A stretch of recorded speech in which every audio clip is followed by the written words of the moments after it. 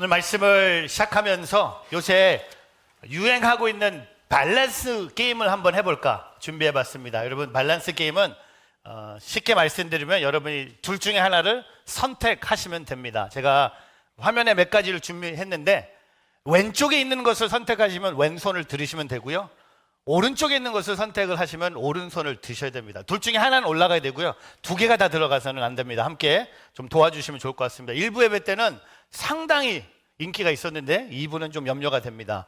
첫 번째, 10년 사귄 친구 1명 아니면 1년 사귄 친구 10명. 하나, 둘, 셋. 네, 친구가 많이 없네. 하여튼 두 번째, 여름에 겨울옷 입기 아니면 겨울에 여름옷 입기. 하나, 둘, 셋.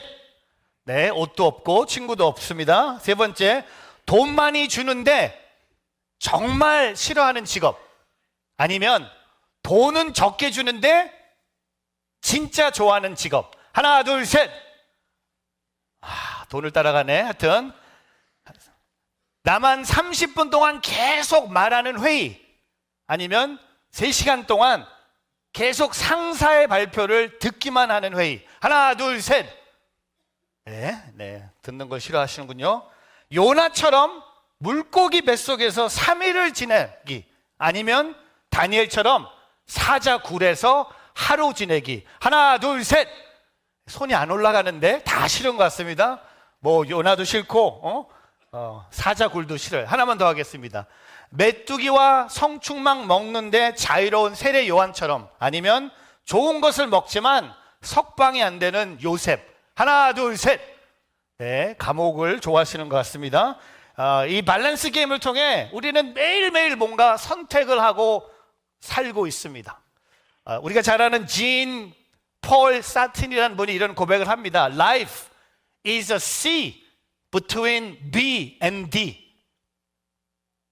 이걸 보시고 어떤 분이 B, C, D 나 아는데 북창동 순두부 하셨는데 아니요, 북창동이 아닙니다.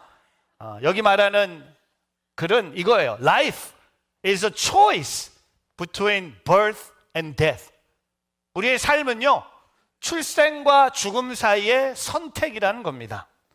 그래서 영국의 유명한 소설가인 지인이었던 조지 엘리엇이 이렇게 고백합니다.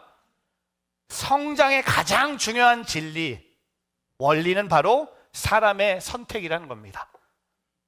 내가 어떤 것을 선택하느냐, 내가 어떤 것을 선택하여 웃기도 하고 울기도 합니다. 내가 무엇을 선택함으로 만족을 찾아오기도 하고 고통이 찾아오기도 합니다. 오늘 우리 계속 룻기서를 주일날 보고 있는데 오늘 세 번째 시간에 이제 여인이 2명밖에 남지 않았어요. 룻과 나오미 사이에 오늘 이 두 여인은요, 어려운 상황 속에 고난을 당하면서도 중요한 선택을 합니다. 근데 지혜로운 선택을 해요. 다른 말로 그들은 하나님께서 기뻐하시는 선택을 하고 있습니다. 저는 오늘 이 말씀을 나누면서 오늘 저와 여러분이 뭘 먹을까, 어느 도시로 갈까, 어떤 옷을 입을까, 이런 세상적인 선택이 아니라 무엇이 가장 지혜로운 선택인지, 우리의 삶의 가장 중요한 선택이 무엇인지 함께 말씀을 통해 나누고자 합니다. 세 가지를 함께 두 여인을 통해 발견합니다. 첫 번째, 헤세드를 선택하는 기적이 일어난다는 겁니다. 저를 따라해 보세요. 헤세드를 선택하면 기적이 일어난다. 이 첫 번째 선택은 룻의 선택입니다. 나오미는 남편을 잃었고 두 아들을 잃었고 또한 그의 첫 며느리는 모압 땅으로 돌아갔습니다. 근데 이 둘째 며느리 룻은 모압 땅으로 돌아갈 것을 받아들이지 않고 어머니를 따라가겠다고 합니다. 오히려 뭐라고 얘기합니까? 우리 16절과 17절 한번 읽어보겠습니다. 같이 있습니다. 시작. 그러나 룻이 대답했습니다. 자꾸 저한테 어머니를 떠나거나 어머니에게서 돌아서라고 하지 마십시오. 어머니가 가시는 곳이면 저도 갈 것이고 어머니가 머무르는 곳이면 저도 머물 것입니다.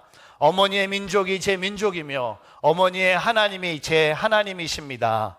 어머니가 죽는 곳에서 저도 죽을 것이고 저도 거기에서 묻힐 것입니다. 죽음 외에 그 어떤 것도 어머니와 저를 갈라놓을 수 없습니다. 그렇지 않으면 여호와께서 내가 심한 벌을 내리고 더 내리셔도 좋습니다. 여러분, 오늘 나오미에게, 시어머니에게 며느리가 이런 고백을 해요. 죽음 외에는 그 어떤 것도 저와 어머니를 갈라놓을 수 없다는 겁니다. 여러분, 이 감동이 아닙니까? 저는 이거 보면서 감동도 있지만 인간적인 질문을 해봐요. 왜 룻은 그 시어머니, 지금 아무것도 없는 시어머니, 늙은 시어머니, 가난한 시어머니, 그리고 한 번도 가보지 못했던 베들레헴 땅으로 왜 끝까지 그 시어머니를 함께 하자고 할까? 저는 이 며느리 룻에게 그의 시어머니를 향한 국률의 마음을 발견합니다. 나오미를 향해서 헷사드의 사랑을 품었기 때문입니다. 여러분, 헷세드는요, 구약에 하나님의 사랑을 의미합니다. 헷세드, 세 가지 미닝이 있어요. 인애, 국률, 자비를 베풀어 주시는 사랑. 헷사드는 근본적으로 하나님의 성품에서 나옵니다. 헷사드는 관계를 전제로 하며 당사자 간의 계약 혹은 언약 의무에 충실한, 또한 그 이상의 너그러움을 베푸는 행동, 양식을 나타내는 단어이라고 합니다. 룻은 남편을 잃었고 자식도 없고 삶의 터전도 없고 삶의 소망이 없는 이 한 여인 나오미, 그의 시어머니를 바라보면서 그를 긍휼히 여겼다는 겁니다. 그 긍휼한 마음을 헷세드의 사랑으로 선택합니다. 근데 저는 이 말씀을 묵상하면서 이런 생각을 해봐요. 바로 저와 여러분이 이 나오미예요. 바로 주님이 저와 여러분에게 긍휼, 헷세드를 입은 자로 살 수 있도록 허락하신 구원의 은혜를 우리가 경험했다는 겁니다. 우리는 자비를 베푸는 이 며느리를 보면서 먼저 내가 자비를 얻은 나오미임을 깨달아야 된다는 겁니다. 우리가 이 며느리처럼 다른 사람에게 헷세드의 사랑을 전하기 전에 먼저 우리가 깨달아야 될 게 뭡니까? 내가 나오미라는 겁니다. 내가 하나님의 헷세드의 긍휼의 사랑을 경험한 자라는 겁니다. 여러분, 성경을 보면요, 특별히 복음서에 보면 예수님께서 얼마나 우리를 긍휼히 여기셨는지 성경은 말하고 있습니다. 마태복음 9장 36절에 보면 예수님께서는요, 목자 없이 양처럼 시들리고 방황하는 우리를 보시고 긍휼, 불쌍히 여기셨다고 성경은 말하고 있습니다. 여기에 compassion, mercifulness, 또한 마태복음 14장 14절에 가도 예수님께서는 우리를 긍휼히 여기셔서 아픈 곳을 고쳐주셨어요. 여기도 He had compassion on them. 또한 마태복음 15장 32절에 이 먹을 것이 없는 굶주리는 무리들을 불쌍히 여기셔서, 여러분, 오병이의 기적의 시작이 뭔지 아세요? 바로 이 예수님의 마음이에요. 예수님은 그 하루 종일 예수님을 따라왔던 그 무리를 보시고 불쌍히 여기셔서 이 오병이의 기적을 베푸신 거예요. 근데 여러분, 예수님이 긍휼히 여기시는 그 사랑, 헷사드가 절정에 다다르는 곳은 어디일까요? 저는 십자가라고 생각합니다. 십자가. 우리는 죄인 된 우리를, 사망의 그늘에 있는 우리를 긍휼히 여기셔서 저와 여러분을 위해서 예수님이 십자가를 지셨어요. 우리는 십자가를 볼 때마다 예수 그리스도의 긍휼과 헷세드를 생각해야 한다는 겁니다. 근데 우리는 이 십자가를 묵상하지 않고 우리의 문제는 뭔지 아세요? 이런 질문을, 왜 사람들이, 왜 이 세상에는, 왜 우리 집에는, 왜 우리 교회는, 왜 우리 직장에는 나를 긍휼히 여기는 사람이 없을까? 왜 나를 불쌍히 여기는 사람이 이렇게 없을까? 여러분, 여러분을 불쌍히 여기는 분이 여기 계세요. 이분이에요. 십자가예요. 오늘 이 며느리가 시어머니에게 긍휼, 사랑, 이거는 쉽지 않은 거예요. 여러분 기억하십시오. 저와 여러분은요, 예수 그리스도의 국류를 입은 자들입니다. 아멘을 안 해서 따라해 보세요. 따라해 보세요. 나는 예수 그리스도의 국류를 입은 자다. 다시 한번 할까요? 나는 예수 그리스도의 국류를 입은 자다. 여러분, 그것을 깨달아야지 내가 나가서 햇사대의 사랑을 전할 수 있는 거예요. 오늘 룻은 분명히 내가 하나님의 국류를 입은 자라는 것을 고백하면서 그는 나가서 그의 시어머니를 보면서 따라가겠다고 합니다. 여러분, 베들레헴으로 따라가고요. 여러분 아시잖아요. 이 스토리가 어떻게 되는지. 따라가서 결혼을 하고 아이를 낳고 그 아이가 이 마태복음 1장의 그 예수 그리스도의 족보에 하나님 나라의 구원의 그 역사에 딱 등장하는 아들을 낳게 됩니다. 오늘 저와 여러분 삶 속에 오늘 내가 예수 그리스도의 국류를 입은 자라는 것을 잊지 않고, 특별히 우리 이집트로 나아가는 우리 선교팀 기억하길 바랍니다. 우리가 예수 그리스도의 국류를 입은 자로 가는 거예요. 그리고 그 땅에 만나는 모든 사람들에게 그 예수 그리스도의 국류를 전하는, 오늘 룻 같은 나오미 많이 만날 거예요. 이집트 땅에 많이 만날 거예요. 그 모든 영혼들에게 그리스도의 사랑을 전하기를 주의 이름으로 축복합니다. 제가 어제 두 군데 병원 신방을 갔어요. 오전에는 진짜 자녀를 위해서 기도한 가정에 하나님의 응답이 있어서 아이를 낳았어요. 그래서 딸의 이름이 빅토리아예요. 하나님이 진짜 오랫동안 기다렸고 참 어려움도 있었지만 하나님이 기적적으로 그 가정에 자녀를 주셨어요. 이름이 빅토리아였어요. 그래서 제가 그럼 한국 이름도 승리냐 했더니 아직 한국 이름은 짓지 않았대. 그래서 김승리 괜찮은데 노땡큐 했는데, 네, 점심 먹고 두 번째 신방은 맨하탄에 암으로 투병 중에 있는 자매 하나를 찾아서 기도하는 시간이었어요. 참 목회가 업앤다운이 심한 것 같아요. 점심 사이에 생명 그리고 죽음과 싸우는 그 자매. 근데 오후에 기도가 딱 이거밖에 나오지 않았어요. 주님, 이 자매를 불쌍히 여겨주십시오. 근데 그 기도가 나오는데, 주님, 나를 불쌍히 여겨주십시오. 살아있는 우리 모두를 불쌍히 여겨주십시오. 우리 자녀들을 불쌍히 여겨주십시오. 그러니까 모든 것이 다 국률의 눈으로 보이는 거야. 여러분, 오늘 내가 하나님의 국률로 하나님의 자녀 됐음을 고백하면서 우리가 늘 우리의 삶 속에 고백해야 될 게 있어요. 주님, 나를 불쌍히 여겨주십시오. 나를 불쌍히 여겨주십시오. 오늘 그에게 그런 삶의 모습이 있는 것처럼 헷세드를 선택함으로 기적을 맛보는 우리 모두가 되기를 주의 이름으로 축복합니다. 두 번째, 신앙을 선택하면 기적이 일어난다. 저를 따라해 보세요. 신앙을 선택하면 기적이 일어난다. 여러분, 오늘 룻기가 가지고 있는 특징 중에 하나는요, 등장하는 인물의 이름의 의미가 되게 크다는 거예요. 여러분, 나오미의 두 아들의 이름 말론과 기론입니다. 그 이름의 의미가 병약한 자, 폐병, 멸망. 그러면 무슨 아들의 이름을 이렇게 지어요? 그러니까 두 아들이 이름처럼 진짜 병약하고 멸망해서 일찍 세상을 떠나요. 근데 두 며느리의 이름도 있어요. 오르바, 그의 이름은 등지다예요.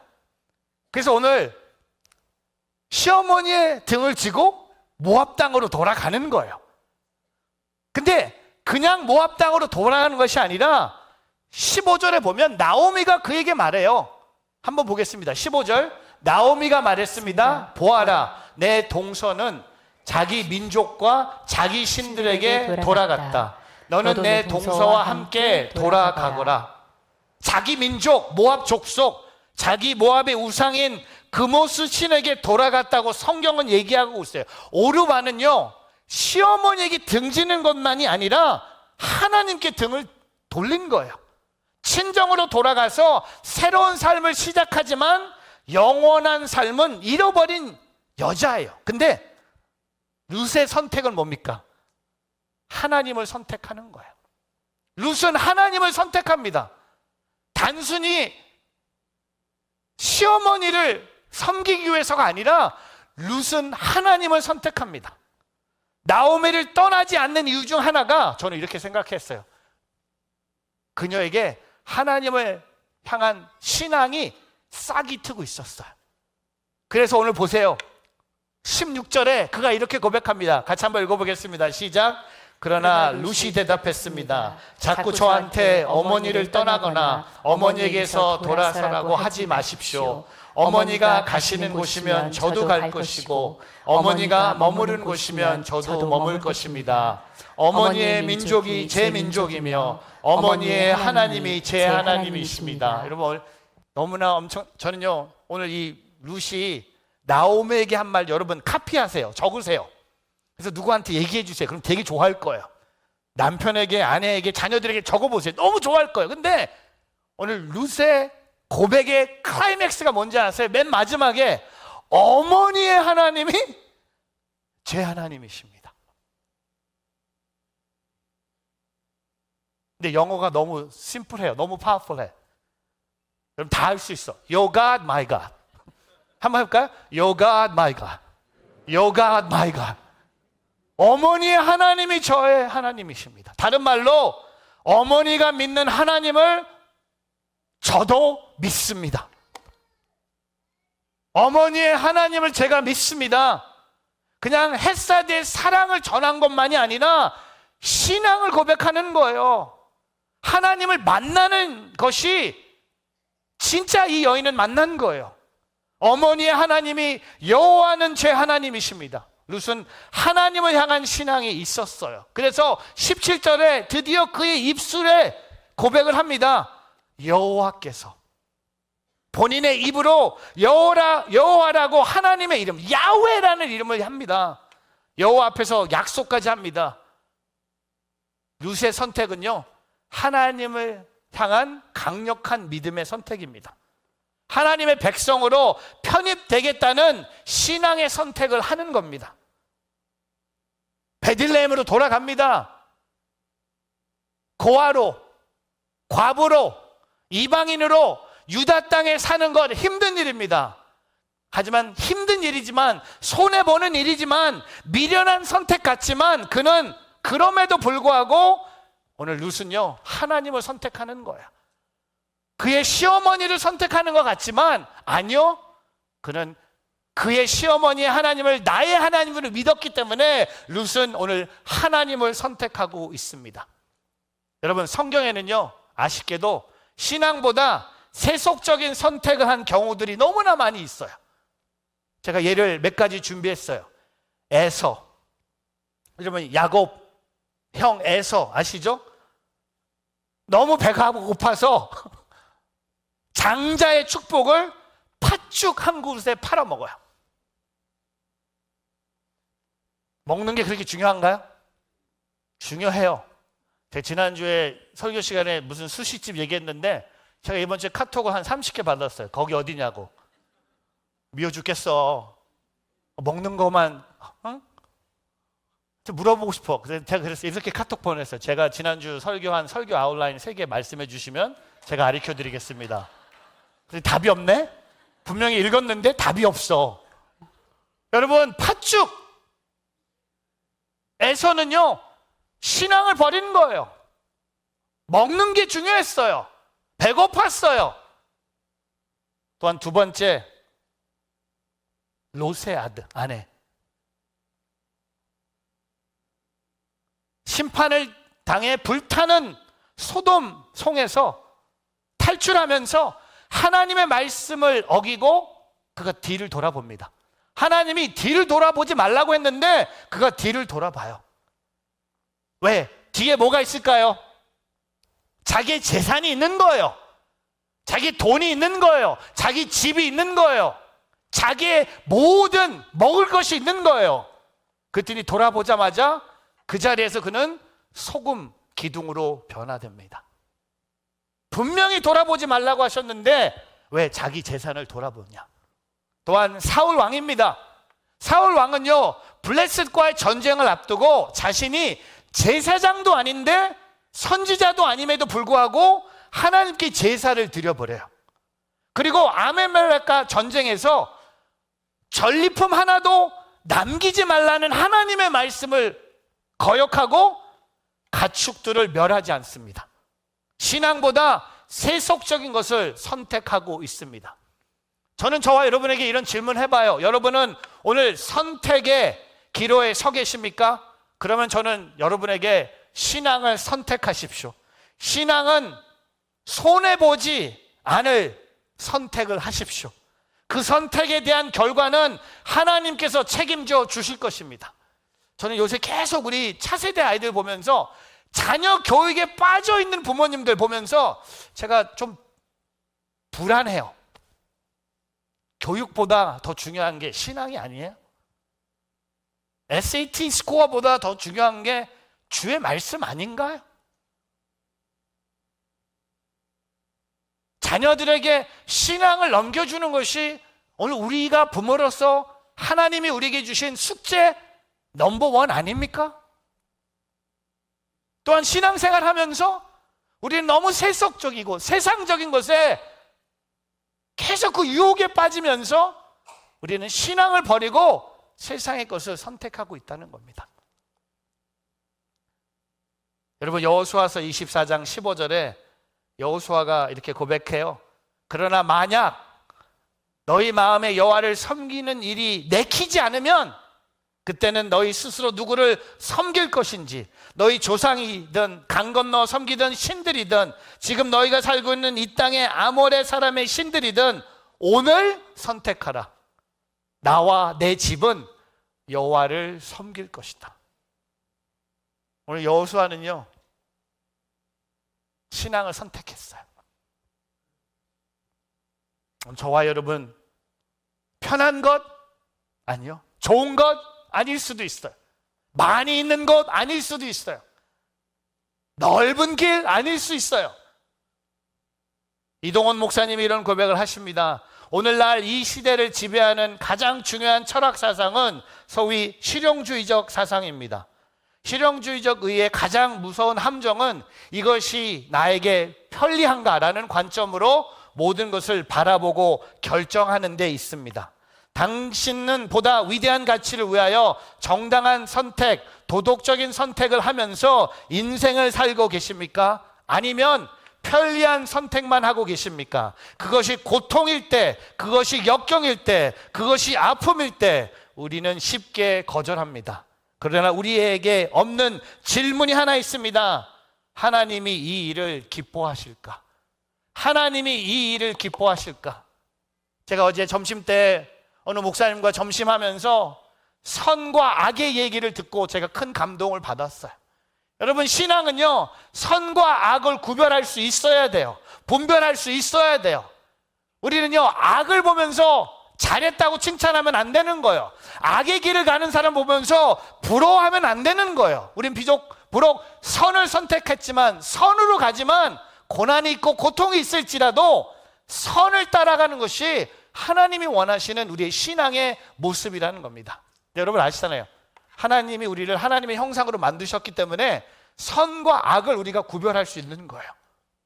여러분 알잖아요. 죄를 지으면 죄라는 거 우리가 너무나 잘 알아요. 또 하나님이 기뻐하시는 것 여러분 너무나 잘 알잖아요. 오늘 저와 여러분은요, 오늘 이 룻처럼, 나오미처럼 신앙을 선택함으로 비록 내 앞에 고난이 있을지라도, 내 앞에 가뭄이 있을지라도, 내 앞에 고통이 있을지라도 신앙을 선택함으로 하나님이 책임져 주시고 하나님이 그 일을 통해 위대한 일을 행하실 것을 고백하며 신앙을 붙잡는 저와 여러분의 삶이 되기를 주님의 이름으로 축복합니다. 세 번째, 회개를 선택하면 기적이 일어난다. 저를 따라해 보세요. 회개를 선택하면 기적이 일어난다. 오늘 마지막 선택은 회개예요. 근데 나오미의 선택입니다. 햇사드와 신앙은 룻의 선택이었다면 오늘 마지막 회개의 선택은 나오미의 선택입니다. 우리가 19절 한 번 더 읽어보겠습니다. 시작. 그리하여 두 여인은 마침내 베들레헴에 도착하게 됐습니다. 그들이 베들레헴에 도착하자 온 성안이 그들 때문에 떠들썩해졌습니다. 그곳이 여자들이 말했습니다. 이 사람이 나오미가 아닌가. 제가 지도를 준비했는데 나오미와 룻이 다시 이동하는 경로입니다. 10년 전에 남편과 함께 두 아들과 함께 베들레헴에서 모압 땅으로 120km 정도 되는 길로 갔던 그 여정을 10년 만에 이 초록색 경로로 다시 모압 땅을 출발해서 120km가 되는 베들레헴에 도착합니다. 근데 나오미가 돌아오자마자 오늘 19절 말씀을 보니까요, 온 성안이 떠들썩해졌습니다. 그리고 그곳에 있는 여자들이 말했다고 합니다. 이 사람이 나오미가 아닌가? 영어 성경에는요, Can this be Naomi? 이 사람이 어떻게 나오미가 될 수 있지? 여러분, 나오미라는 이름이요, 기쁨, 희락, 즐거움이에요. 부모님이 얼마나 이 딸을 사랑했으면 즐거움, 기쁨, 희락이라는 이름을 지었습니까? 근데 그는 어렸을 때부터 부모님의 사랑을 받았지만 그가 이 마을에서 자랐어요. 그리고 결혼했어요. 근데 10년 전에 이 땅에 흉년이 와서 그는 그의 남편 따라 모압 땅에 갔다가 10년 만에 다시 돌아온 나오미를 보면서 동네 사람들이 떠듭니다. 야, 이거 나오미 아니야? 저 여자야? 근데 왜 남편 어떻게 됐어? 응? 그리고 아들은? 그리고 옆에 있는 저 여자는 뭐야? What? 거봐. 그럴 줄 알았어. 에이구. 그렇게 얘기하지 않았을까? 근데 여러분 아세요? 이 사람이 나오미가 아닌가? 여러분, 여자분들의 말의 특징은요, 서로 얘기하는 것 같지만 본인에게 다 들려요. 나오미가 다 들었어. 조용히 얘기하는 것 같지만 다 들어요. 나오미야! 나오미! She's back!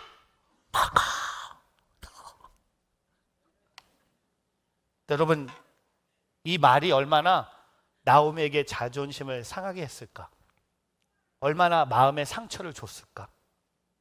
저와 여러분이 나오미라면요, 지금 짐 싸서 우리는 아까 그 지도 보고 다시 모압으로 갈 거예요. 근데 나오미는요, 자존심을 선택하지 않아요. 회개를 선택합니다. 볼까요? 20절, 21절 같이 있습니다.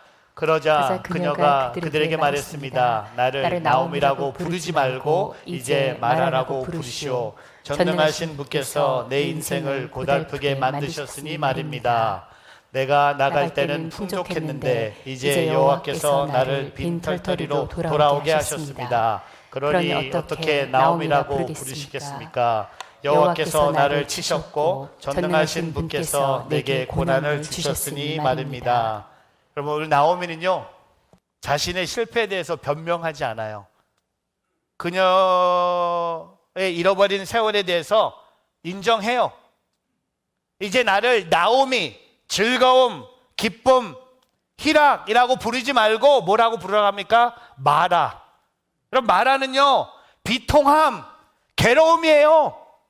하나님께서 나를 치셨다고 합니다. 지금 제가 하나님의 사랑의 징계를 당하고 있다고 얘기합니다. 이것은 하나님을 원망하는 것이 아니라 내가 잘못했기 때문에 이런 고통을 하나님이 주셨다고 인정하는 겸손한 회개의 모습입니다. 비록 흉년이 들었지만 하나님의 약속이 있는 언약의 땅을 버리고 세속적인 가치를 따라 모압 땅으로 간 그 잘못된 선택 때문에 지금 고난을 당한다는 것입니다. 여러분, 이 나오미가 하는 이 행동은요, 고통과 고난을 인정하는 것 쉬운 일 아니에요. 여러분, 쉬우세요? 저는 쉽지 않아요. 고통과 고난을 인정하는 거 쉽지 않아요. 그래서 어떻게 합니까? 고통과 고난을 감추고 싶은 거예요. 저와 여러분이 동네 사람들이 나에 대해서 이렇게 얘기를 하면요, 우리는 다 숨어요. 못 들은 척 하면서 조금 빨리 걸어갈 거예요. 근데 오늘 나오미는요, 인정합니다. 저와 여러분은 고난과 고통을 인정하지 않고 우리는 감추고, 또한 우리가 감추다가 걸리면 우리는 어떻게 합니까? 우리 잘하는 거 있잖아요. 다른 사람 탓해요. 나오미가 이렇게 얘기할 수 있어요. 내가 뭐 잘못했는데? 내가 언제 이민 가자 그랬어? 내 남편이 가자 그랬고, 봐봐, 내 남편 죽었잖아.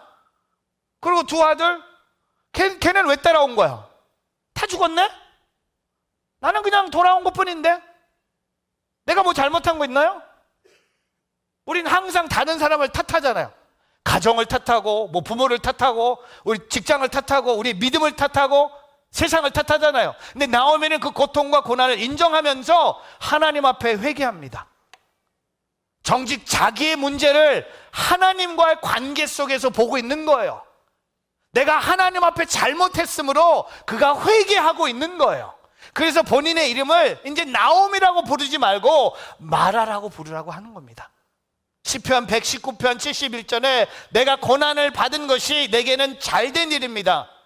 여러분, 그렇게 고백할 수 있어요? 이는 내가 주의 율례를 배우기 되기 때문입니다. 나오미는요, 고난 중에 자신을 낮춥니다. 겸손하게 회개합니다. 나오미는 고난에 주님의 말씀을 배우는 시간, 성숙의 시간, 하나님의 뜻을 깨닫는 주님의 바른 관계를 회복할 수 있는 인생의 가장 창조적이고 생산적인 시간이 되었다는 겁니다. 그는 숨기지 않았어요.